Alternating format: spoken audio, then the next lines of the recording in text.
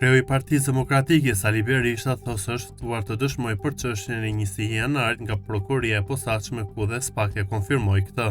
Në fakt, ata që nuk më kanë ftuar mua kanë pasur një hall, por tani në këtë hetim më ftuan dhe unë absolutisht do vi të dëshmoj gjithçka që unë di. Se kur jam ftuar këtë do e mësoni, keni durim, tha Berisha për mediat gjatë daljes nga SPAK-u, ku dëshmoi për dosjen Partizani.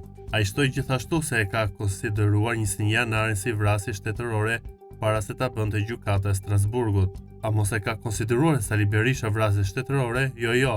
A mos e ka thënë Sali Berisha i pari para Strasburgut këtë? Për të qenë konsekuent me veten time, unë jam i pari që e ka quajtur, pasi me njëherë u tha se ishte nga afër, u bë ekspertiza, u tha që nuk janë nga afër, se kishte një ekspertizë kirurgër, se kirurgu e ka mbrojtur dhe 2 vite më parë atë ekspertizë. Por ekspertiza tjetër tregoi se nuk ishin plag nga afër dhe unë bazuar në atë e kam quajtur vrasje shtetërore, u shpreh Berisha.